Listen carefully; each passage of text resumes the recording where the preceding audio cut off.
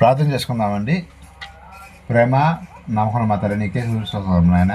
ఇప్పటివరకు సజీలకు విధానం బట్టి నడుస్తుందండి. అలాగే 2025 సంవత్సరం అంతా కూడా మమ్మల్ని కాచి కాపాడిన విధానం బట్టి నడుస్తుందండి. మరి కొత్త సంవత్సరంలోకి వెళ్తూ ఉండగా నీ హస్తమాస తోడు గురించి నడిపించడం సాయం చేయమని చిన్న మందిగా కూడి ఆరాధన చేస్తూ ఉండగా నీ యొక్క హస్తం మా మీద ఉంచుకొని సహాయం చేయమని ప్రపంచవ్యాప్తంగా ఎక్కడైతే ఆరాధన జరుగుతుందో సమస్త మహిమ గత ప్రభుత్వం మీరు పొందుకోమని బ్రతునాడుకుంటూ సదాకాలం తోడుగు నడిపించుకొని సహాయం చేయమని అయినా మరొకసారి 2025 సంవత్సరం అంతా కూడా మమ్మల్ని ఈ యొక్క సరళని రెక్కల కింద కాచి కాపాడిన విధానం బట్టి కోటాను కోట్ల వందన స్తోత్రాలు తండ్రి. అలాగే పాఠంలోకి వెళ్తుండగా పరిశుధాత్మ యొక్క పరిపూర్ణమైన సహాయం నాకు అందించమని అర్థిస్తూ ఈ ప్రార్థనని ప్రికుమార మరకుడు అయిన యేసుక్రీస్తు శక్తిగా నామమున అడిగి వెళ్ళుకున్న పరమ తండ్రి, ఆమెన్. అందరికీ వందనాలండి. అలాగే అడ్వాన్స్ హ్యాపీ న్యూ ఇయర్. ఇంకా కొద్ది నిమిషాల్లో మనం నూతన సంవత్సరంలోకి వెళ్ళిపోతున్నాం. ఒక 5 నిమిషాల్లో నూతన సంవత్సరం వచ్చేస్తుంది. అలాగే మన పాఠంలోకి వెళ్దామండి.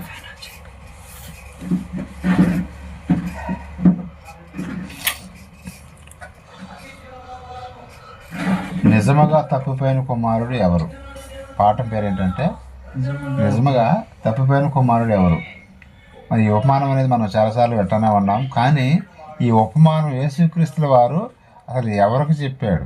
నిజంగా తప్పిపోయిన కుమారుడు ఎవరు? అసలు ఈ యొక్క ఉపమానం అనేది యేసుక్రీస్తు వారు ఎవరికి చెప్పారు? మనం ఇన్నిసార్లు మనం ఈ యొక్క ఉపమానం విన్నాము, కానీ అది ఎవరికి చెప్పారు ఏంటనేది అంత క్లారిటీ ఉండదండి. కానీ ఈ రోజున ఫుల్ క్లారిటీ ఇచ్చేస్తుందండి. ఈ ఉపమానం ఎవరిని ఉద్దేశించి చెప్పాడు ఆయన అనేది మనకి ఈ రోజున పూర్తిగా తెలుసుకోగలుగుతామండి.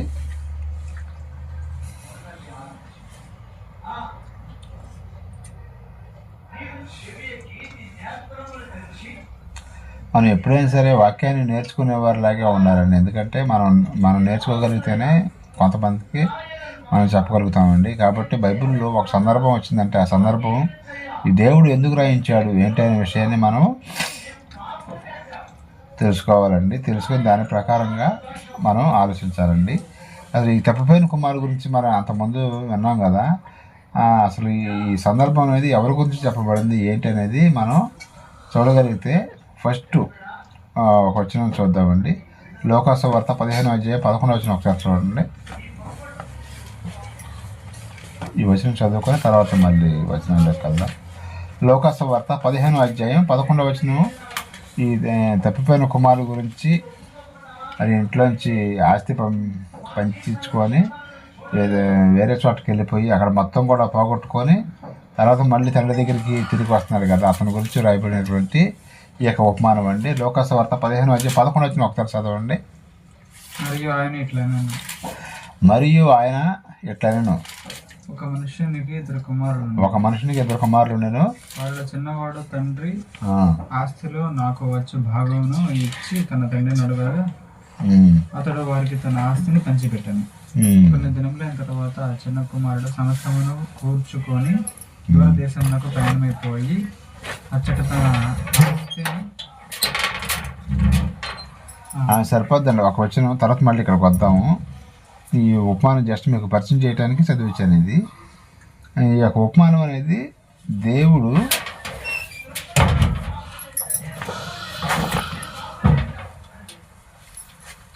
ఎవరితో చెప్పాడు? అసలు ఈ ఉపమానం మీరు ఏమైనా గెస్ చేయగలుగుతారా? ఈ ఉపమానం దేవుడు బైబిల్లో ఒకరి గురించి రాయటం జరిగిందండి. ఎవరి గురించి చెప్పగలుగుతారా?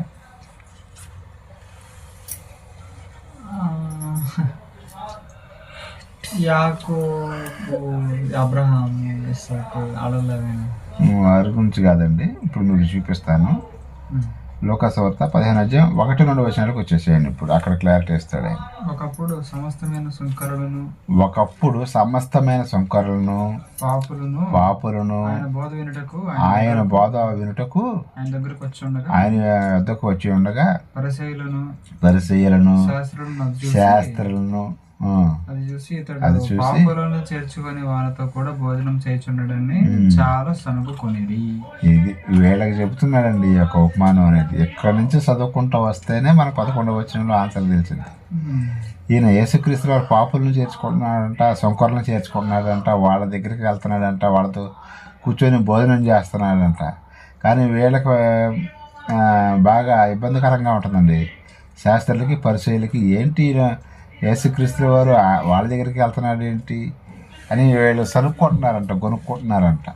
అందుకనే వాళ్ళకి లెఫ్ట్ అండ్ రైట్ ఇచ్చుకుంటా ఈ యొక్క ఉపమానాన్ని చెప్పడం జరిగింది. మొత్తం ఈ యొక్క అధ్యాయంలో 3 ఉపమానాలు చెప్పడం జరుగుతుందండి. 3 ఉపమానాలు చెప్పడం జరిగింది. మనం చదివిందేమో ఇందాక 3వ ఉపమానం. అంతకన్నా ముందు 2 ఉపమానాలు చెప్పడం జరిగింది. ఆ 2 ఉపమానాలు కూడా మనం చూద్దాం. 3వ వచనం నుంచి చదువుకుంటూ వెళ్దామండి. ఇక్కడ ఒక ఉపమానం చెప్పడం జరిగింది. 3వ వచనం. అందుకు ఆయన వారితో ఈ ఉపమానం చెప్పింది. అందుకు ఆయన ఈ వాళ్ళతో ఎవరితో చెబుతున్నారు ఇప్పుడు ఈ ఉపమానం చెప్పండి? యేసు ప్రభుల వారు శాస్త్రులకి పరిచయాలకి వాళ్ళకి చెబుతున్నాడండి ఈ ఉపమానం.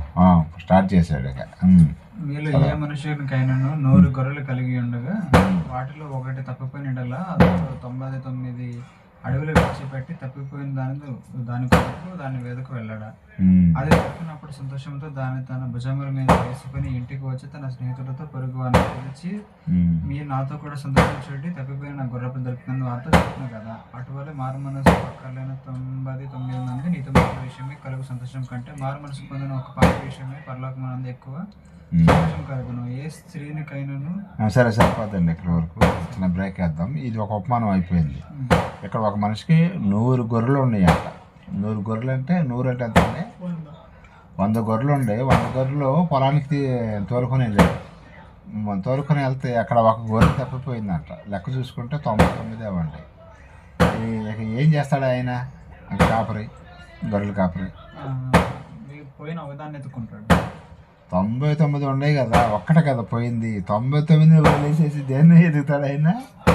పోయిందా ఒకదాన్నే ఎదగటం జరుగుతుంది అనమాట. అదే వాళ్ళకి చెబుతున్నాడు అనమాట. మీరు నీతిమంతులు అనుకుంటున్నారు కదా, శాస్త్రులు పరిచయులు, మీరు నీతిమంతులు అనుకుంటున్నారు. కానీ ఇక్కడ నేను భూమి మీదకి వచ్చింది దేనికోసం అంటే పాపులను రక్షించటానికి వచ్చాను. మనిషి కుమారుడు పాపులను వెతికి రక్షించడానికి భూమి మీదకి వచ్చినట్టుగా మనం లేఖనాల్లో చూస్తాం.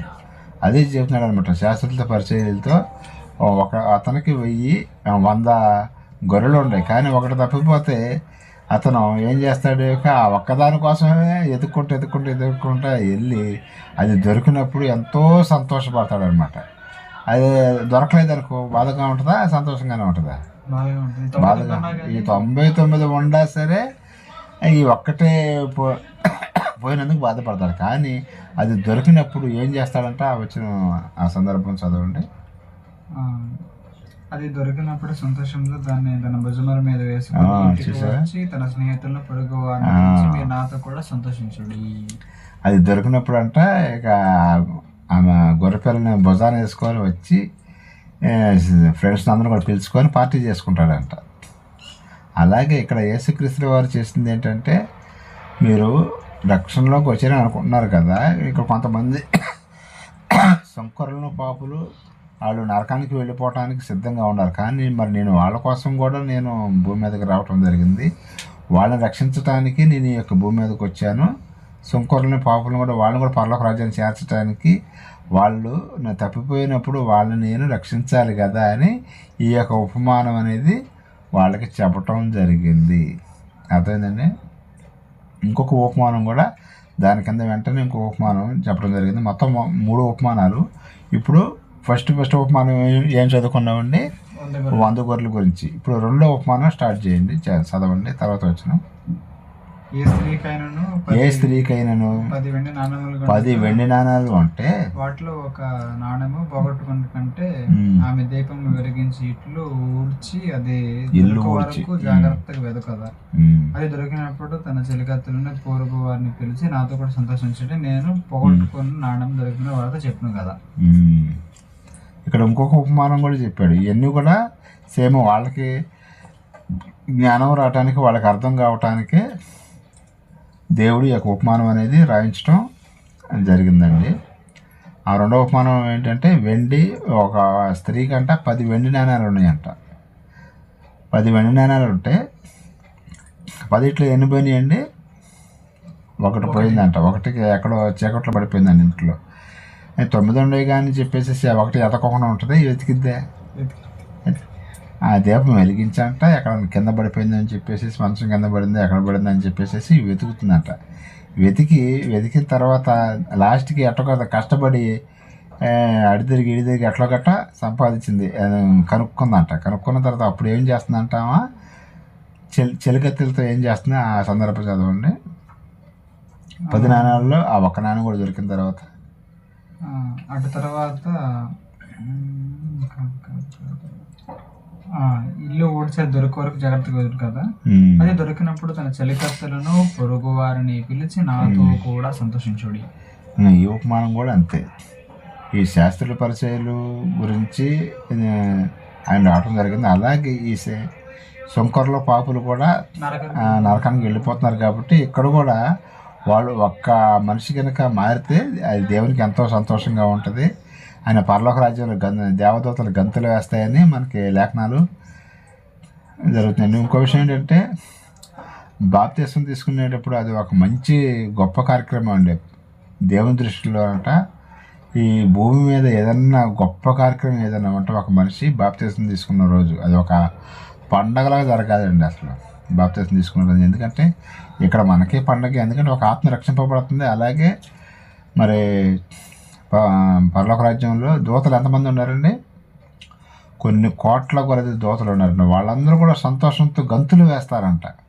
ఇక్కడ ఒక మనిషి రక్షణలోనికి వస్తే బాప్తిసం తీసుకుంటే అక్కడ పరలోక రాజ్యంలో ఉన్న దేవదూతలకి ఎంతో సంతోషంగా ఉంటుందంట.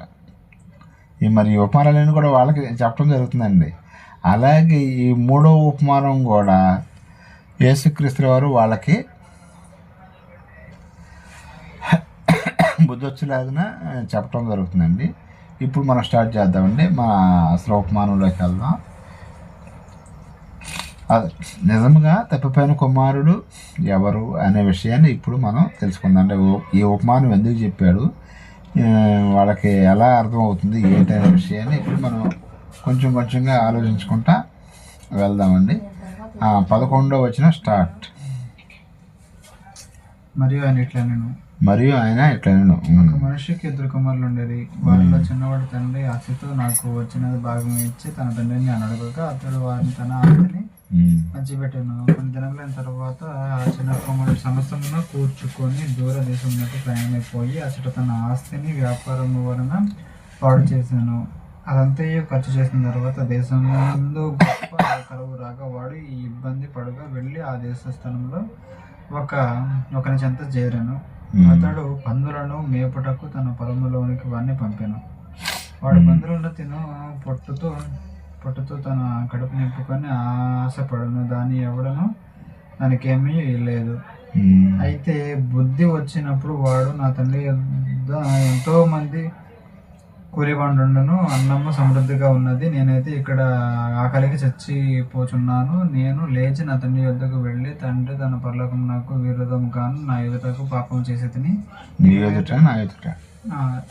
ఎదుట పాపము చేసి తిని ఇక మీదట నీ కుమారుడును నేను పిలిపించుకుంటే. కొంచెం స్లోగా వెళ్దామండి. ఇప్పుడు 11వ వచనం ఒకటి చదవండి, కొంచెం నిదానంగా వెళ్దాం.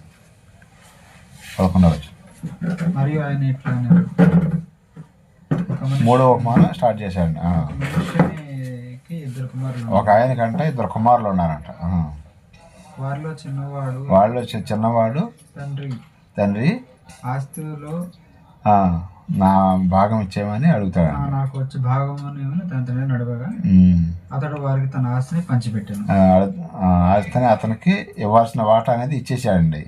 ఇచ్చేసిన తర్వాత అతను ఏం చేస్తాడంటే నెక్స్ట్ కొన్ని దినములైన తర్వాత ఆ చిన్న కుమారుడు సమస్తమును కూర్చుకొని దూర దేశమునకు వెళ్ళాను.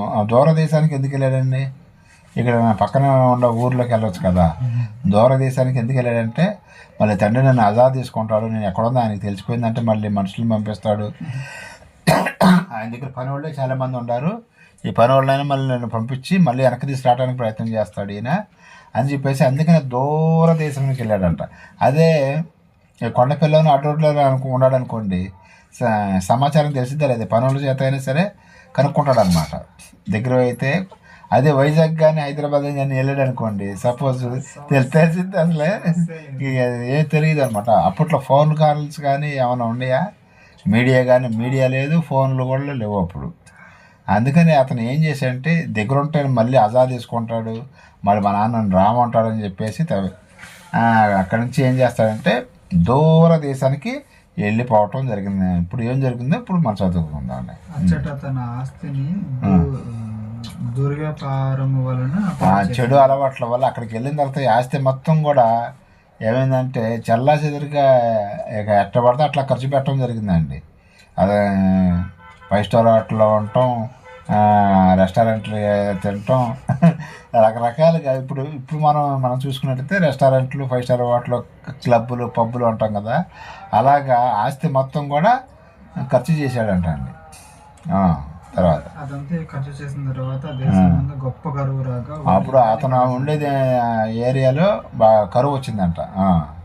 కరువు రాగా వాడు ఇబ్బంది పడగా వెళ్ళి ఆ దేశస్తులలో ఒకరిని చెంత చేరాను. అదే దేశంలో ఒక అతని దగ్గరికి వెళ్ళి పని అడుగుతాడు అనమాట. అతను ఏం పని చెబుతాడు ఇప్పుడు మనం చూద్దాం. అతడు పందులను మేపటకు తన పొలంలోనికి నా దగ్గర ఏ పని లేదయ్యా, ఒక పందును మేపడానికి మాత్రం అవకాశం ఉందని చెప్పడం జరిగింది. వాడు పందుల తిన పొట్టతో తన కడుపు నింపుకొని ఆశపడాను. ఇక్కడ ఒక మీకు విషయం చెప్పాలండి. పందులు అంటే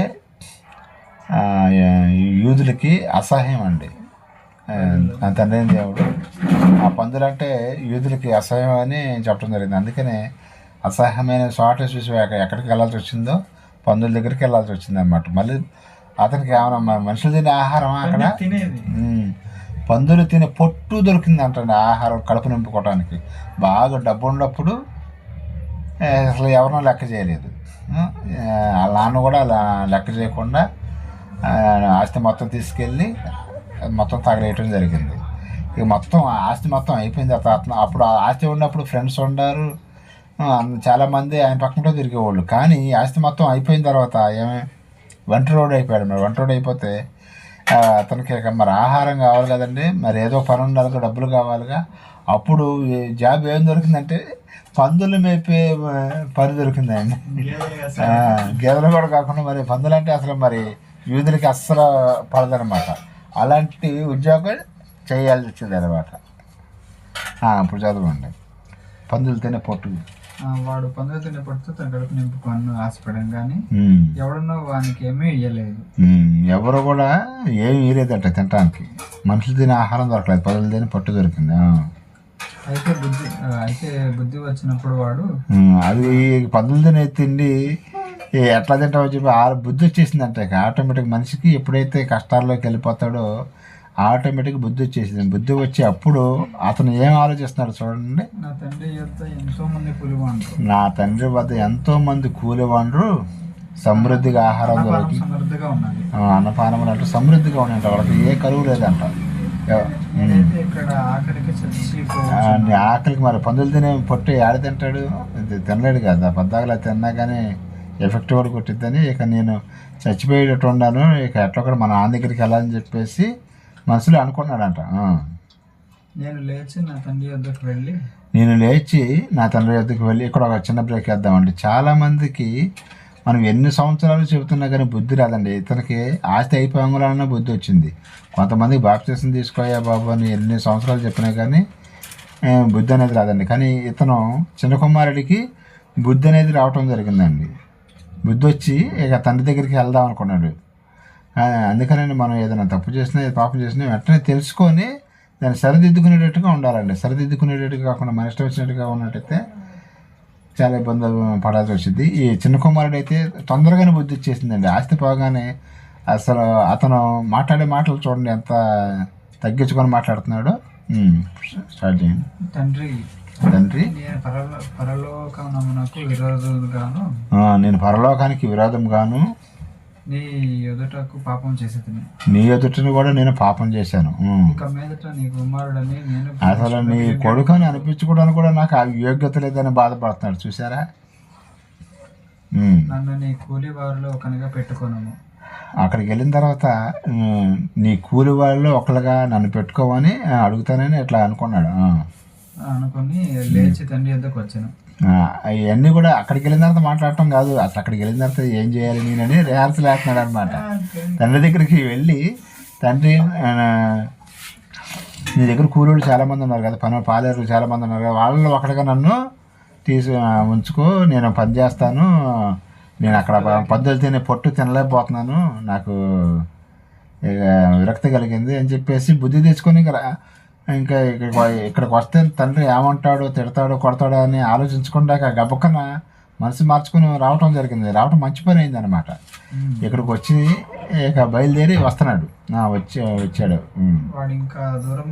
అతను వస్తున్నాడు. వస్తుంటే గడ్డం పెంచుకున్నాడు, మీసాలు పెంచుకున్నాడు, పిచ్చోళ్ళలాగా కనబడుతున్నాడు. ఈ తండ్రి రోజు ఏం చేస్తాడంటే, మరి కన్న తండ్రి కదండి, రోజు అదే అతను వస్తాడేమోనని చెప్పి ఎదురు చూస్తూ ఉన్నాడంట తండ్రి. తండ్రి వాడిని చూసి కనికరపడి వాడిని మెడ మీద పడి అతను దగ్గరికి వచ్చి అసలు ఇంకొకళ్ళు కొంతమంది ఏమంటారంటే, ఏరా నేను ఆస్తి తీసుకొని వెళ్ళొద్దని చెప్పాను కదరా, జరిగిద్దని చెప్పాను కదా, ఎన్నిసార్లు చెప్పాను, ఎంత చెప్పాను అని ఎగతాళిగా మాట్లాడటం, కోపం పెంచుకొని మాట్లాడటం, ఏదో ఒకటి మాట్లాడతారు అసలు యాక్చువల్గా అయితే. కానీ ఆయన అసలు ఏమీ మాట్లాడలేదండి. మరి తండ్రి ప్రేమ అంటే అదే అనమాట. ఆయన ఆ కుమారుని చూడగానే వెళ్ళి మెడ మీద పడి ముద్దులు పెడుతున్నాడంట. అరే నేను చెప్పే కదా, ఇట్లా ఎలాంటి డైలాగులు ఏమి లేవండి. చూసారు అంత సైలెంట్గా ఉండి, ఇక తప్పిపోయిన నా కుమారుడు రానే వచ్చాడని చెప్పేసి మెడ మీద ముద్దు పెట్టుకొని తర్వాత చదవండి. అప్పుడు ఆ కుమారుడు అతనితో తండ్రి పరలోకమునకు విరోధంగాను నీ ఎదుటను కూడా నేను పాపం చేశాను. ఇక మీదట నేను నీ కుమారుని అనిపించుకోవడం నాకు యోగ్యత లేదని తగ్గించుకోవటం మాట్లాడు. అయితే తండ్రి తన దాసులను చూసి ప్రశస్త వస్త్రము ద్వారా తెచ్చి వీటిని కట్టి వీని చేతికి ఉంగరము పెట్టి పాదములకు చెప్పులు తొలగించుకొని క్రొవ్విన పశువును తెచ్చి వధించుడి, మనసుకు తిని సంతోషపడకుము. మనం సంతోషపడకుము. ఇక్కడ ఆగండి. ఇక్కడ తండ్రి ఇక చిన్న కుమారుడు తప్పిపోయి వచ్చేసే వరకే సంతోషంతో మనం ఫంక్షన్ చేసుకుందాం, అందరం కలిసి తప్పిపోయిన నా కుమారుడు తిరిగి వచ్చాడు, మనందరం కూడా ఫంక్షన్ చేసుకుందాం, ఇతనికి చక్కగా స్నానం చేయించి గడ్డం గీసి అన్నీ కూడా రెడీ చేయండి, మంచి చెప్పులు, మంచి బట్టలు, ప్రశస్త వస్త్రములు, మంచి బట్టలు కూడా తొలగించండి అని చెప్పేసి రెడీ చేయండి అని చెప్పేసి తండ్రి చెప్పగానే అక్కడ ఉన్న పని వాళ్ళు చాలామంది ఉన్నారు. దీనికి వాళ్ళందరూ కూడా అతన్ని రెడీ చేస్తున్నారనమాట. చదవండి. ఈయన కుమారుడు చనిపోయి చనిపోయాడా అది చనిపోయాడు అనుకున్నారు వీళ్ళు. ఇక అది తిరిగి రాడలేడు అని అనుకున్నారు. చనిపోయి నా కుమారుడు మరలా తిరిగి వచ్చాను, మరి బ్రతికను, తప్పిపోయి దొరికను అని చెప్పారు. వాళ్ళు కూడా పక్కన ఉన్న వాళ్ళు కూడా పాలేరు వాళ్ళు కూడా సంతోషపడ్డారంట. మా యజమాని చాలా ఆయన కొడుకు రోజు దిగులుగా ఉండేవాడు, సరిగ్గా అన్నం తినేవాడు కాదు, ఏడుస్తూ ఉండేవాడు, బెక్కమొహం పెట్టుకుని ఉండేవాడు అని వాళ్ళకు కూడా కొంచెం సంతోషం కలిగిందనమాట. మా యజమాని చాలా మంచోడు కదా, వీళ్ళ కొడుకు తిరిగి వచ్చేసాడని వాళ్ళు కూడా సంతోషపడ్డారంట. పక్కన వాళ్ళు కూడా ఏం మాట్లాడలేదు. ఇక అత్తయ్య వచ్చాడు అని అప్పుడు మీ మాట విన్నాడే ఏంటి అని కొంతమంది సలహా ఇస్తూ ఉంటారు, కానీ వాళ్ళు కూడా సలహాలు ఏమి ఇవ్వలే. ఇక వాళ్ళు కూడా ఇక ఇది అర్థం చేసుకొని ఆయన్ని చక్కగా రెడీ చేయటం, ఆ విందు అన్నీ కూడా కార్యక్రమాలు తప్పెట్లో తాళాలతో మరి అన్నీ కూడా రెడీ చేస్తున్నారంట. ఇప్పుడు చదవండి. అప్పుడు అతడు పెద్ద కుమారుడు పొలంలో ఉండెను. వాడు పొలంలో నుండి వచ్చుట ఇంటి దగ్గరకు రాగా వాద్యములను నాట్యములను జరుగునొచ్చు విని దాశరథ ఒకని పిలిచి ఇవి ఏమంటాను అడగగా, ఆ దాశరథంతో నీ తమ్ముడు వచ్చి ఉన్నాడు, అతను నీ ఎద్దకు సురక్షితంగా వచ్చినందున నీ తండ్రి క్రూరమైన పశువును వధించిందనను. అయితే అతడు కోపపడి లోపలికి వెళ్ళనలేకపోయాను కనుక తన తండ్రి వెలుపలకు వచ్చి లోపలికి రమ్మని బతిమలాడుకున్నాను. సరిపోతుంది, తర్వాత మళ్ళీ చదువు. కానీ ఇక్కడ ఈ సందర్భం ఏంటంటే ఇక్కడ అందరూ కూడా సంతోషపడుతున్నారు. అతను తప్పిపోయాడు, మరి తిరిగి వచ్చాడు, రిలైజ్ అయ్యాడు. తండ్రి నీకు పరలోక రాజ్యానికి కూడా నేను పరలోక రాజ్యంలో ఉన్న దేవునికి కూడా వ్యతిరేకంగా నడుచుకున్నాను, నా ఇష్టం వచ్చినట్టు చేశాను అని చెప్పేసి పశ్చాత్తాపంతో ఇంటికి వచ్చేసేస్తే ఇది పెద్ద కుమారుడంట ఎక్కడికి వెళ్ళాడండి, అతను పొలానికి వెళ్ళాడు. పొలానికి వెళ్ళి అప్పుడే తిరిగి వచ్చాడట. తిరిగి వస్తే అక్కడ ఒక పని మనిషి ఉంటే అతను అడుగుతున్నాడు అనమాట, ఏంటి హడావుడిగా ఉందేంటి, మన ఇంట్లో ఏంటి సందడిగా ఉందేంటి అని అడుగుతున్నాడు. అడుగుతుంటే అతను ఏం చెప్పాడంటే, నీ తప్పిపోయిన నీ యొక్క సహోదరుడు, నీ యొక్క బ్రదర్ తిరిగి వచ్చాడు, అందుకనే మీ నాన్నగారు ఇది ఫంక్షన్ చేస్తున్నాడు, మంచి బట్టలు వేయించాడు, స్నానం చేయించి చక్కగా ఒక దూడను కూడా కోపించి అందరూ కూడా ఫంక్షన్ చేద్దామని మీ నాన్నగారు సిద్ధపరుస్తున్నాడు అని చెప్పేవారికి అతనికి కోపం వచ్చింది. నీ ఇంతవరకు కూడా నీతో పాటు నేను ఉన్నాను కదా, నాకు ఎప్పుడు కూడా నా స్నేహితులతో మరి ఫంక్షన్ చేసుకోవడానికి నాకు ఒక గొర్రె పిల్ల కానీ మేక పిల్ల కానీ ఏమీ లేదు. ఈ తప్పిపోయి నీ కుమారుడు తిరిగి వచ్చేవరకే నువ్వు అతని గురించి ఫంక్షన్ చేస్తున్నావు. అసలు యాక్చువల్గా అయితే అతను ఏం చేయాలండి, అది నా తమ్ముడు తప్పిపోయాడు కదా, తిరిగి వచ్చాడని ఆయన కూడా సంతోషపడాల్సింది. కానీ ఇక్కడ ఇతను ఏం చేస్తాడంటే తండ్రి మీద అలుగుతున్నాడు. నీ కొడుకు వచ్చాడు కదా అన్నాడంట. నీ కొడుకు ఏంటి, ఇతనికి తమ్ముడు కదా. ఇప్పుడు చదవండి, అక్కడ ఆ మాటలు కూడా వస్తాయి.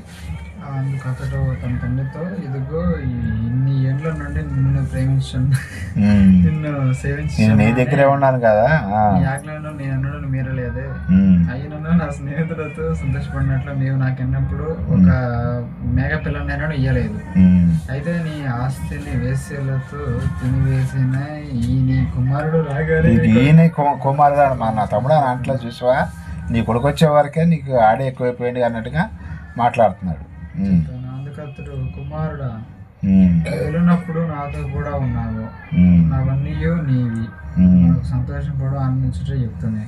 ఆయన ఏం చెబుతున్నాడంటే, నా కుమారుడు నువ్వు నా దగ్గర ఉన్నావు కదా, నీకు ప్రత్యేకంగా నేను ఇచ్చేదే ఉంది, నా దగ్గర ఉండేవి మొత్తం మేక పిల్లలే కానీ గొర్రె పిల్లలే కానీ ఆస్తే కానీ బ్యాంక్ బ్యాలెన్స్ కానీ గోల్డే కానీ క్రిప్టో కరెన్సీ కానీ అన్నీ కూడా నీయే కదా, బిట్ కాయిన్ కానీ అన్నీ కూడా నీయే కదా, నేను ప్రత్యేకంగా నీకు ఇచ్చేదే ఉంది, ఈ ఆస్తి మొత్తం కూడా నీదే కదా అని చెప్పడం జరుగుతుంది అన్నమాట.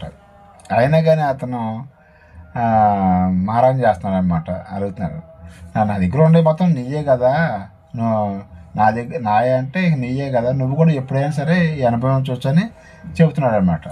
అప్పుడు అతను ఏమంటున్నాడు, ఈ తమ్ముడు చనిపోయి బ్రతికాను, తప్పిపోయిన దొరికినని అతనితో చెప్పాను. మరియు ఆయన తన శిష్యులతో ఇట్లన్నాడు. ఇది వేరే అధ్యాయానికి వెళ్ళిపోయింది. ఓకేనా, అధ్యాయం క్లోజ్ అయిపోయింది. సరే సరిపోద్ది.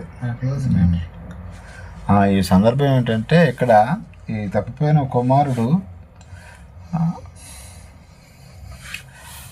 ఆ పెద్ద కుమారుడు ఏమన్నాడండి వాళ్ళ తండ్రితో,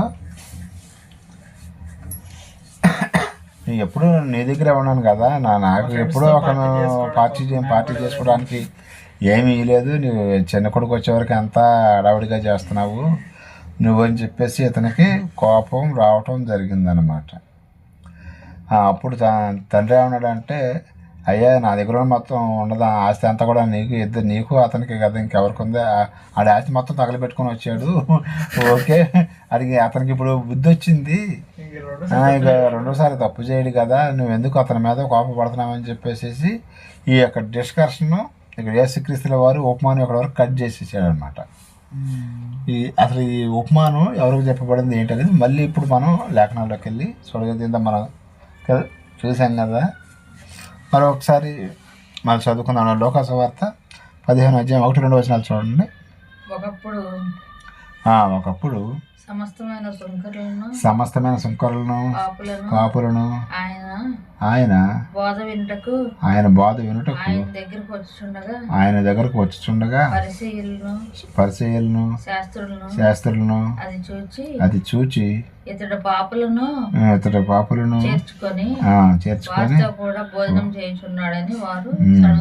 అది ఈ యొక్క ఉపమానం చెప్పిందంటే శాస్త్రులకి పరిసయ్యులకండి. ఇక్కడ మనం శాస్త్రులు ఎవరు పరిసయ్యులు ఎవరు, ఈ యొక్క క్యారెక్టర్లు మనకు కనిపిస్తూ ఉన్నాయి కదా. ఎవరంటే శాస్త్రులు పరిచయులు పెద్ద కుమారుడు. అర్థమవుతుందా? మరి ఇదే మనం ఇట్లా విడగొట్టకపోతే మనకి అర్థం కాదనమాట. పాపులు సుంకరులు ఎవరంటే చిన్న కుమారుడు. ఈ యొక్క తప్పిపోయిన కుమారుడు, నిజంగా తప్పిపోయిన కుమారుడు ఎవరని మనం టైటిల్ పెట్టుకొని మాట్లాడుతున్నాం కదా. నిజంగా తప్పిపోయిన కుమారుడు ఇక్కడ ఉపమానం మాత్రమే. కానీ యేసుక్రీస్తు వారు ఎవరికి చెబుతున్నాడంటే వీళ్ళకి చెబుతుంది, శాస్త్రులకి పరిచయులకి చెబుతుండే. పెద్ద కుమారుడు ఎలాగైతే అలిగి ధర్మశాస్త్రం మాకు అంతా తెలుసు కదా, బైబిల్ మాకు తెలియదా ఏంటి, మోషే గారు ఇచ్చిన ధర్మశాస్త్రం మాకు తెలియదా ఏంటి, సమస్తం మాకు తెలుసు కదా. ఈ పెద్ద కుమారుడు ఏమన్నాడు, నీ దగ్గరే ఉన్నాను కదా, ఎప్పుడైనా నాకు ఇచ్చావా, మేక పిల్లలను ఇచ్చావా అంటే ధర్మశాస్త్రం వీళ్ళేమన్నా ధర్మశాస్త్రం ఎప్పటి నుంచో చదువుతున్నాం కదా, మాకు అన్ని విషయాలు తెలుసు కదా, నువ్వు మాకు చెప్పేది ఏంటి అన్నట్టుగా పెద్ద కుమారుడు తండ్రిని ఎలాగైతే క్వశ్చన్ చేస్తున్నాడో అలాగే యేసుక్రీస్తుల వారిని వీళ్ళంటే శాస్త్రులు పరిచయులు ఆయన్ని ఇబ్బంది పెట్టడం జరిగింది. ఇక్కడ మరి సుంకర్లో పాపులు ఎవరండి? చిన్న కుమారుడు. సుంకర్లో పాపులు ఎవరంటే చిన్న కుమారుడు ఆస్తి మొత్తం తీసుకొని వెళ్ళటం జరిగింది. అక్కడ మొత్తం పాడు చేసుకోవటం జరిగింది. పాడైపోయిన తర్వాత అతను ఆ దేశంలో పెద్ద కరువు రావటం జరిగింది. కరువు రాకపోతే మళ్ళీ వచ్చేవాడు కాదేమో. కరువు రావటం వల్ల అతనికి ఆహారం దొరక్క పందులు మేపే పొట్టుతో కడుపు నింపుకోవాల్సి వచ్చింది. ఇక ఆహారం తినలేక అతను అప్పుడు ఆలోచన చేశాడు అనమాట, నా తండ్రి దగ్గర ఎంతోమంది పనివాళ్ళు ఉన్నారు, కనీసం నేను ఒక సందర్భంలో మనం చూస్తామండి. సుంకరి పరిచయుడి ప్రార్థన మీరు ఎప్పుడైనా విన్నారా? సుంకరి ఏమన్నాడండి, తండ్రి తల ఎత్తి నిన్ను చూడటానికి కూడా మాకు అర్హత లేదని సుంకర ప్రార్థన ఉంటే, పరిచయుడేమో నీకు దశంభాగాలు ఇస్తున్నాను కదా, ఆ లేఖనాలు చదువుతున్నాను కదా, రోజుకు 2-3 అధ్యాయాలు బైబిల్ చదువుతున్నాను కదా అని పరిచయుడు మాట్లాడుతున్నాడు. కానీ ఇక్కడ సుంకరి అసలు తలకాయ ఎత్తి తండ్రి నీ వైపు చూడటానికి నాకు ధైర్యం చాలట్లేదని ప్రార్థన మనం చూస్తూ ఉంటాం. శంకర ప్రార్థన, పరిచయుని ప్రార్థన చూస్తాం. అలాగే ఇక్కడ చిన్న కుమారుడు శంకరి క్యారెక్టర్ అండి. శంకరులను పాపలు చేర్చుకున్నాడు కదా. అలాగే మరి నిజం ఇక్కడ కన్న తండ్రి కూడా చిన్న కుమారుని ఒక్క మాట అన్నట్టుగా మనం చూస్తున్నామండి. అతను అంత దూరంగా ఉండగానే ఏం చేశాడంటే పరుగుని వెళ్ళి మెడ మీద పడి ముద్దు పెట్టుకోవటం జరిగిందండి.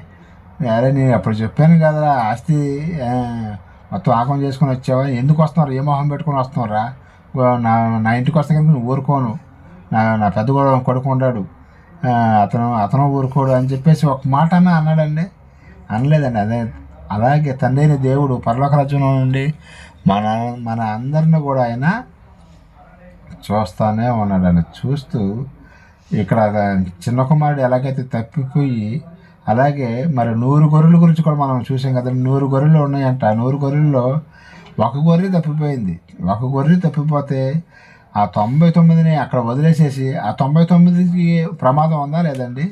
అడవిలో ఏముంటాయండి, జంతువులు ఉంటాయి కదా, పుల్లు కానీ సింహాలు కానీ తోడేళ్ళు కానీ ఉంటాయి. 99ని వదిలేసి ఒక్కదాని కోసం ఎత్తుక్కుంటా ఎలాగైతే మరి ఆ గొర్రెల కాపరి వెళ్ళాడు, అలాగే యేసుక్రీస్తుల వారు కూడా భూమి మీదకి వచ్చి ఏం చేశాడండి, ఎక్కడైతే పాపులు ఉండారో ఆ గొర్రె ఒక్కటే ఎట్లాగైతే తప్పిపోయిందో అలాగే యేసుక్రీస్తుల వారు ఆ తప్పిపోయిన పాపుల కొరకు ఆయన వెతికి రక్షించడానికి నేను ఈ భూమి మీదకి వచ్చానని చెప్పడం జరుగుతుందండి. అలాగే 10 నాణ్యాలు ఉండే ఒక స్త్రీ దగ్గర 10 నాణ్యాలు ఉంటే పోయింది ఎన్ని పోయినాయండి? ఒకటి పోయితే మళ్ళీ దొరికిందంట. దొరికిన తర్వాత అప్పుడు ఏం చేసిందామా, ఆ ఫ్రెండ్స్ అందరూ కూడా పిలిచి పార్టీ చేసుకుందంట. నా చెలికత్తలతో చెప్పి ఆమె నా యొక్క తప్పిపోయిన ఈ యొక్క నాణ్యం మళ్ళీ దొరికింది అని చెప్పి అందరికీ చెప్పి, మనకు కూడా ఒక్కోసారి ఒక 1000 రూపాయలు డబ్బులు పోయినాయి అనుకోండి, పర్సులో కింద పోయినాయి అనుకోని, మనం ఒక 5,000 సంపాదించినా 10,000 సంపాదించినా సంతోషం ఉన్నది. కానీ మనం పోయిన డబ్బులు మళ్ళీ తిరిగి దొరికినాయి అంటే మనకి ఎంత సంతోషం ఉంటుందండి? ఉంటుందా ఉండదా? సపోజ్ ఒక 1000 రూపాయలు పోయినాయండి, 2 రోజుల దాకా దొరకలేదు అనుకుందాం. సపోజ్ 2వ రోజున 3వ రోజున ఎక్కడో దిండి కిందో లేకపోతే మంచం కిందో ఎక్కడో పెట్టి మనం మర్చిపోయి దొరికితే మనకి ఎంత సంతోషంగా ఉంటుందో, అలాగే పరలోక రాజ్యంలో ఉన్న మన తండ్రి దేవునికి ఒక మనిషి మారి ఆయన వద్దకు వస్తే కనుక ఆయనకి ఎంతో సంతోషం అంట. అక్కడ పరలోక రాజ్యంలో దేవదూతలు కూడా గంతులేస్తాయి అంటండి. ఒక మనిషి కనుక ఇక్కడ భూమి మీద అతని యొక్క తప్పు తెలుసుకొని బాప్తిసం తీసుకున్న రోజున ఇక్కడ భూమి మీద తీసుకున్న వాళ్ళకి ఒక పండగ లాంటి వాతావరణం ఉంటుంది. అలాగే పరలోక రాజ్యంలో కూడా అక్కడ ఉన్న దూతలు కూడా ఎంతో సంతోషపడుతున్నట్టుగా మనం చూస్తున్నాం. కొంతమంది ఏంటి బాప్తిసం తీసుకోవడానికి క్రిస్మస్కి తీసుకుంటాను, లేదా జనవరి 1కి తీసుకుంటాను, లేకపోతే గుడ్ ఫ్రైడేకి తీసుకుంటాను అని వాయిదాలు వేస్తారండి. అది కూడా చాలా తప్పని చెప్పడం జరుగుతుంది బైబిల్. ఎప్పుడైనా సరే ఒక మనిషి బాప్తిసం తీసుకోవాలనుకుంటే వెంటనే మారు మనసు కనుక వచ్చిందంటే వెంటనే తీసుకోవాలండి. అట్లాగా బైబిల్లో మారు మనసు వచ్చిన వెంటనే బాప్తిసం తీసుకునే వాళ్ళు ఎవరైనా ఉన్నారండి? నపుంసకుడు లేడు. ఆయన కూడా అప్పటికప్పుడే ఫిలిప్ గారిని బండి ఆపి, ఇక్కడ నీళ్లు ఉన్నాయి కదా, నాకు బాప్తిసం ఇవ్వడానికి నీకేమైనా అభ్యంతరమా అని అడుగుతాడు. అప్పుడు ఏమంటాడు ఫిలిప్ గారు, నాకేం అభ్యంతరం లేదని చెప్పేసి ఇద్దరు కూడా ఆ బండి దిగి ఎడ్ల బండిలోంచి గుర్ర బండిలోంచి కిందకి దిగి ఆ నపుంసకుడికి బాప్తిసం ఇచ్చి ఆయన దారిని ఆయన వెళ్ళిపోతాడు, ఈయన దారిని ఈయన వెళ్ళిపోతాడు అనమాట. అలాగే ఇంకో సందర్భంలో కూడా స్పాట్లో మరి బాప్తిసం తీసుకోవటం జరిగిందండి. ఎవరండి? పేతురు గారు, పౌలు గారు, శీల గారు ఇద్దరు కూడా జైల్లో పెట్టినప్పుడు ఏం జరిగిందంటే అక్కడ పౌలు గారు శీల గారిని జైల్లో పెట్టారండి. జైల్లో పెట్టిన రోజున ఆ రోజున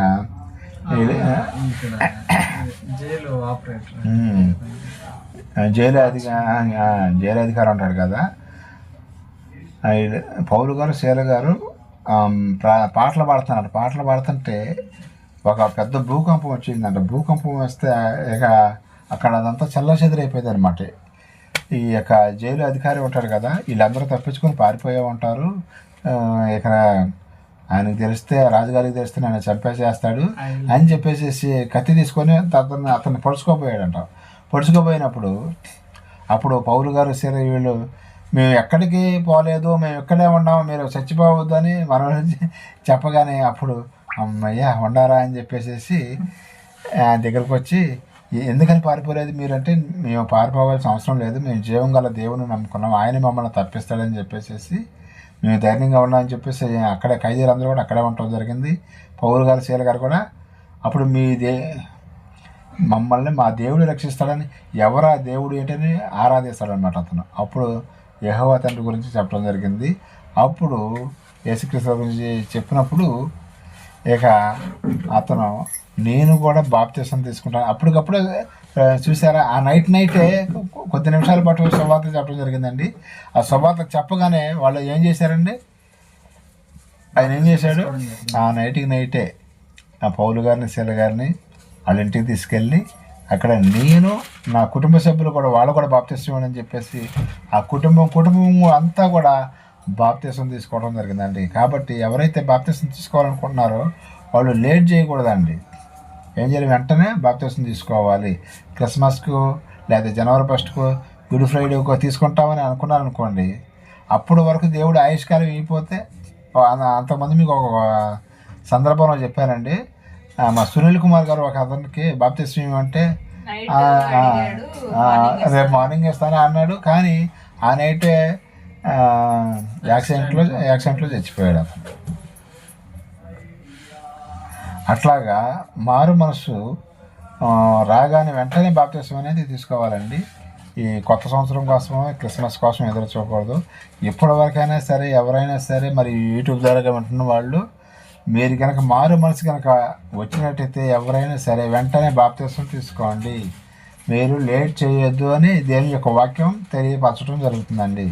ఇక్కడ చూసారా, మరి తప్పిపోయిన చిన్న కుమారుడు బుద్ధి రావటం జరిగిందండి. అలాగే చాలామంది కూడా మరి ఎప్పటి నుంచో వాక్యం వింటూ ఉంటారు. కొన్ని సందర్భాల్లో వాళ్ళకి మనసు కరిగిపోయి అతని కనుక చిన్న కుమారుడు నేను నా తండ్రి దగ్గరికి వెళ్ళాలని ఎలా అనుకున్నాడో కొంతమంది బాప్తిసం తీసుకోవాలని అనుకుంటారు. అనుకున్న వెంటనే బాప్తిసం తీసుకోవటం వల్ల రక్షణలోనికి రావటం జరుగుతుంది అనమాట. అందుకని నూతన సంవత్సరంలోనికి మనం అడుగుపెట్టామని 2026వ సంవత్సరానికి అడుగుపెట్టాం. ఇప్పటి నుంచైనా సరే మనం ఎవరైనా అందరం కూడా వాక్యం నేర్చుకొని చెప్పాలి లేదా చెప్పించే పనిలో మనం ఉన్నట్టయితే ఆల్రెడీ మనం ఇక్కడ మనకైతే ఈ చిన్న సంఘంగా ఉన్న మనకైతే ఇబ్బంది ఏం లేదండి. ఎందుకు ఇబ్బంది లేదంటే మనం అందరం కూడా బాప్తిసం తీసుకున్నాం. ఇంకా ఎన్నో గొర్రెలు ఎంతోమంది ప్రజలు బాప్తిసం తీసుకోకుండా ఇటు అటుగా ఉన్నారని సరైన వాక్యం తెలియక మరి రేపొద్దున ఏం జరుగుతుందో తెలియట్లేదండి. రేపొద్దున యేసుక్రీస్తు వారు వచ్చారనుకోండి, సపోజ్ బాప్తిసం తీసుకోలేదు, అప్పుడు ఏంటి వాళ్ళ పరిస్థితి ఏంటండి? విడవబడతారనమాట. కాబట్టి బాప్తిసం అనేది ఎప్పుడు కూడా నెగ్లెక్ట్ చేయకూడదు, అశ్రద్ధ చేయకూడదు అని వెంటనే బాప్తిసం తీసుకోవాలని దేవుని యొక్క వాక్యం మనకి సెలవు ఇవ్వటం జరుగుతుందండి.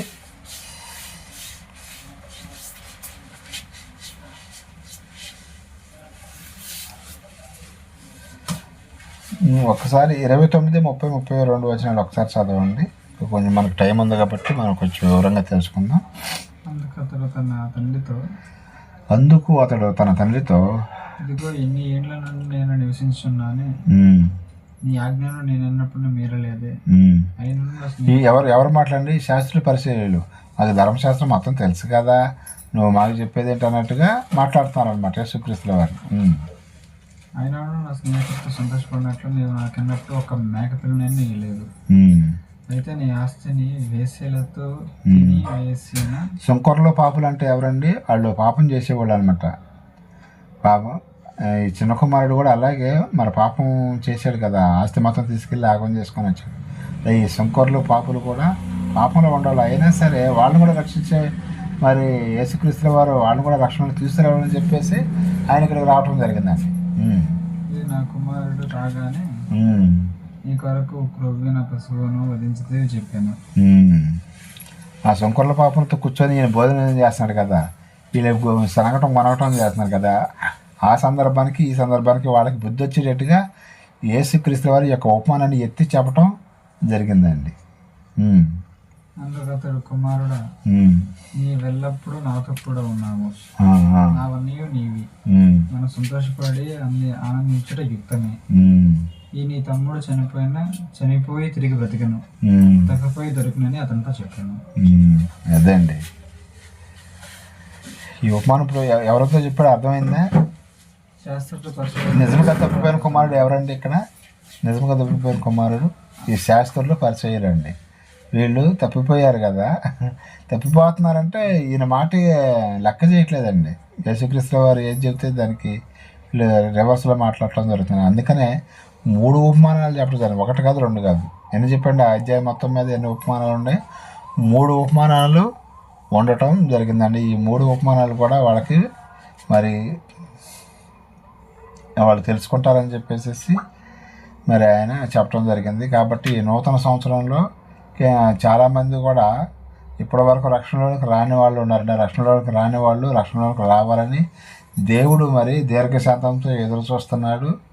కాబట్టి ప్రతి ఒక్కరూ కూడా ఈ యొక్క మెసేజ్ విన్న తర్వాత ఆ తప్పిపోయిన కుమారుడు ఎవరో కాదండి. ఇంకో విషయం, మనలో కూడా ఏమైనా ఉండాలని చూడండి. శాస్త్రులు పరిచయలే కాదండి, మనలో కూడా కొంతమంది ఉండవచ్చు.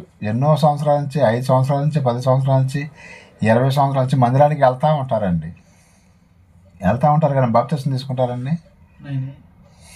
మరి వాళ్ళ పరిస్థితి ఏంటండి? మనం ఇక్కడ చిన్న కుమారుడు గురించి, శాస్త్రుల పరిచయాల గురించి ఓకే బాగానే ఉంది. ఇది మనకు కూడా అప్లై అవుతుందా లేదా?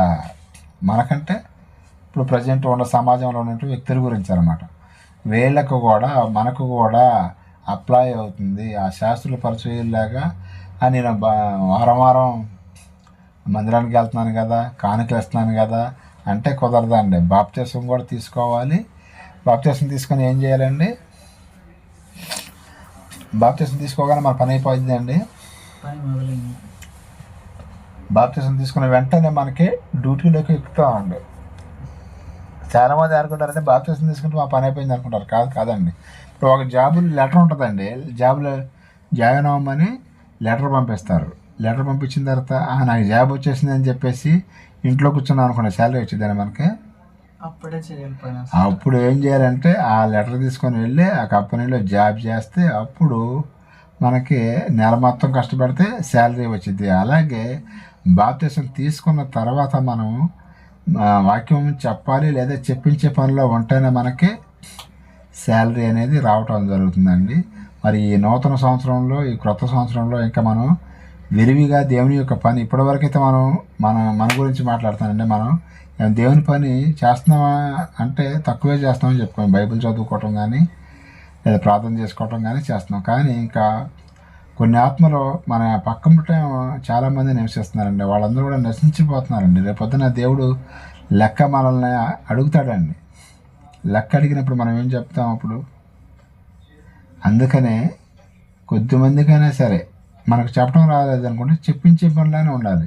అదే చెప్పడం వచ్చనుకోండి, చెప్పగలగాలి, చెప్పాలి లేదా చెప్పించాలి. ఈ యొక్క పనులు చేసినట్టయితే మనం పరలోక రాజ్యానికి వెళ్ళటానికి అర్హత అనేది ఉంటుంది. కాబట్టి ఈ తప్పిపోయిన కుమారుడు ఎవరో కదండి, ఆ శాస్త్ర పరిచయలే కాదు, ఆ కుమారుడే కాదు, మనం కూడా ఒకవేళ తప్పిపోయావేమో, నేను భక్తిపరుణ్ణి, తెలివిగల్లోడిని అని చెప్పుకుంటాను. ఈ శాస్త్రుల పరిచయాలు కూడా ఏంటండి, వాళ్ళు ఏమనుకున్నారంటే మేము ధర్మశాస్త్రం మాకు తెలుసు కదా, దశంభాగాలు ఇస్తున్నాంగా, అన్నీ కరెక్ట్గానే చేస్తున్నాంగా అని అనుకున్నారు. కానీ ఇంకేమైనా తప్పిపోయారు, వాళ్ళు తప్పిపోయారండి ఆల్రెడీ. పెద్ద కుమారుడు ఎలాగైతే అడిగాడు, యేసుక్రీస్తు వారు వచ్చి పాపులను సంకరణ ఆయన శారదిస్తే ఆయన ఎంకరేజ్ చేయాలా లేకపోతే డిస్కరేజ్ చేస్తారండి? వాళ్ళు కూడా రక్షించే పని ఉందా లేదా? కానీ వాళ్ళు రక్షించే ఆ డ్యూటీ చేసుకున్నప్పుడు తమ్ముడు వచ్చి తిరిగి వచ్చాడని చెప్పేసి ఏం చేయాలని ఆయన అతను కూడా సంతోషపడాలి. కానీ ఇక్కడ అన్నయ్య సంతోషపడుతున్నాడా? అలాగే అన్నయ్య ఎలాగైతే సంతోషపడలేదు, ఇక్కడ శాస్త్రుల పరిచయాలు కూడా ఆ సంకరణ పాపుల్ని ఈయన రక్షిస్తున్నాడు, ఈయన శుభార్త చెబుతున్నాడు, వాళ్ళను కూడా పరలోక రాజ్యానికి ఆ వారసులుగా చేస్తున్నాడు, సంతోషపడాలి శాస్త్రుల పరిచయాలు. అసలు వీళ్ళు చేయాల్సిన పని ఆయన చేస్తుంటే ఆయనకి అడ్డుకట్టేస్తున్నారండి. అలాగే మనం కూడా మన సహోదరుల నిమిత్తము ప్రాణము పెట్టబద్దులమై ఉన్నామండి. కాబట్టి మన ప్రాణం పెట్టలేకపోయినా కనీసం సువార్తన చెప్పే పని అన్నా మనం తీసుకోవాలండి. 30 అంతలు 60 అంతలు 100 అంతలు ఫలించమని చెప్పాడు. కనీసం మనం 30 మార్కులతో అయినా 60 మార్కులతో అయినా పరలోక రాజ్యం వెళ్ళాలని ఈ నూతన సంవత్సరంలో మనం అందరం కూడా మరి దేవుడి పని మెండుగా చెయ్యాలని దేవుని యొక్క మాటలు మనకి తెలియపరుస్తుంది. కాబట్టి ఇంతటితో నా యొక్క మాటలు ముగిస్తున్నానండి. నిజంగా తప్పిపోయిన కుమారుడు ఎవరండి? ఆ శాస్త్రుల పరిచయులు, ఆ కుమారుడు. అలాగే మనం కూడా ఏమైనా తప్పిపోయామో చూసుకొని సరి చేసుకోవాలని కోరుకుంటూ ఇంతటితో నా యొక్క మాటలు ముగిస్తానని చిన్న ప్రార్థన చేసుకుందాం. ప్రేమ నమ్మకముల మాతనే నీకే స్తుతిస్తోత్రం నైనా. ఇప్పటి వరకు నీ పిల్లలకు నీ మాటలు చెప్పాను తండ్రి. నైనా మరి 3 ఉపమానాలు మేము ఈ యొక్క అధ్యాయంలో మరి చెప్పడం జరిగింది. ప్రభు యేసుక్రీస్తు వారు అయితే 3 అధ్యాయాలు చెప్పడం జరిగిందండి. మరి 100 గొర్రెలు ఉన్న యజమాని ఒక గొర్రె తప్పిపోతే 99ని పక్కన వదిలేసేసి ఆ ఒక్క గొర్రె కోసం ఎలాగైతే వెతుక్కుంటూ వెళ్తాడో, అలాగే మరి 10 నాణ్యాలను స్త్రీ 9 ఉన్నా సరే పోయిన ఒక్క నాణ్యం కోసం మరి ఇల్లంతా కూడా మరి ఊడ్చి వెతికినట్టుగా మనం చూస్తున్నామండి. అలాగే మరి ఇక్కడ తప్పిపోయిన కుమారుడు ఆస్తి మొత్తం కూడా తీసుకుని వెళ్ళి ఖర్చు పెట్టుకొని మళ్ళీ బుద్ధి వచ్చి తండ్రి దగ్గరికి రావటం జరిగింది తండ్రి. అలాగే మేము కూడా ఇంకేమైనా తప్పులు చేస్తున్నామేమో, పొరపాట్లు చేస్తున్నామేమో, ఇంకేమైనా మేము ఏమైనా సరి చేసుకోవాల్సింది ఉంటే మమ్మల్ని సరి చేసుకోవడానికి జ్ఞానాన్ని మాకు దయచేయమని బ్రతిమలాడుకుంటూ, అలాగే ప్రపంచవ్యాప్తంగా ఎక్కడైతే నీ యొక్క ఆరాధన జరుగుతుందో సమస్త మహిమ గంతాప్రభావం మీరు పొందుకొని నైనా ఈ యొక్క 31st నైట్ అలాగే నూతన సంవత్సరంలోకి మరి ఈ యొక్క పిల్లలు కొన్ని కోట్ల మంది ప్రపంచవ్యాప్తంగా ఆరాధన చేస్తూ ఉండగా సమస్త మహిమ గంతాప్రభావం మీరే పొందుకోమని, అలాగే చిన్న మందిగా కూడి ప్రార్థన చేస్తూ ఉండగా మా యొక్క ప్రార్థన ఆలకించమని మా యొక్క రక్త సంబంధికుల్ని అలాగే ఈ గ్రామస్తుల్ని, మా ఇంటికి ఇరుగు పొరుగు వారిని, ఇంటి ముందు వారిని, ఇంటి వెనకుండా వారిని, ఇంటి పక్కనే ఉన్న మరి మందిరంలో కూడా ఆరాధన జరుగుతుంది తండ్రి. వారిని కూడా నైనా చల్లగా కాచి కాపాడమని, వారు కూడా నైనా మేమందరం కూడా నేను నిజంగా ఆరాధించే పిల్లలుగా జీవించడానికి, నిలబడటానికి అటు శక్తిని, కృపను, జ్ఞానాన్ని మా అందరికీ దయచేయమని తండ్రి మరి యొక్కసారి ప్రార్థన చేస్తూ ఉన్నాగా నీ యొక్క హస్తము నాకు, నా కుటుంబానికి, మా సంఘానికి తోడుకొని నడిపించమని సహాయం దయచేయమని, ఎల్లప్పుడూ తోడుకొని నడిపించమని, అలాగే యువరాజు కుటుంబాన్ని, అలాగే రాఘవరావుని అతని కుటుంబాన్ని, అలాగే మా నాన్నకి అత్తయ్యకి మంచి ఆరోగ్యం దయచేయని, వారు కూడా రక్షణలోకి వచ్చిన సహాయం దయచేయని, మా నాన్నగారు కూడా బాప్తిసం తీసుకుని రక్షణ వచ్చిన సహాయం చేసి బతిలాడుకుంటూ మనం నూతన సంవత్సరంలోనికి అడుగు పెట్టాం తండ్రి. ఈ యొక్క సంవత్సరం అంతా కూడా మరి మమ్మల్ని, మా సంఘాన్ని, నేను మమ్మల్ని ఈ యొక్క రెక్కల కింద కాచి కాపాడమని, మీరే మమ్మల్ని నడిపించమని, ఏం చేయాలో ఎలా చేయాలో మాకైతే తెలియదు తండ్రి. సమస్తమును మీరే ఎరిగిన వారు. అలాగే అప్పుల బాధల నుంచి కూడా మమ్మల్ని, మాకుండా సమస్యల నుంచి కూడా, ఇరుకుల నుంచి, ఇబ్బందుల నుంచి కూడా బయటకు తీసుకురామని బ్రతుకుని ఆడుకుంటూ సదాకాలం మాకు తోడుగా నడిపించామని, నీ యొక్క హస్తం మాకు ఎల్లప్పుడూ తోడుగా నడిపించి నీ యొక్క రెక్కల కింద మమ్మల్ని చల్లగా కాచి కాపాడమని ప్రార్థన నీ ప్రియకుమారుడు మా రక్షకుడు అయిన యేసుక్రీస్తు శక్తిగల నామమున అడిగి వేడుకుంటున్నా పరమ తండ్రి. తండ్రి యొక్క దయ, కుమారునికి ప్రేమ, పరిశుద్ధాత్మక సన్నిధి సహవాసం మనకి లోకంలో ఉన్న సకల పరిస్థితులకు, ఆయన ప్రేమించే బిడ్డలకు సదాకాలం తోడుకు నడిపించిన గాక. ఆమేన్. అందరికీ వందనాలండి. మరి ఒక్కసారి మీ అందరికీ కూడా నూతన సంవత్సర శుభాకాంక్షలు. Happy new year. Happy new year.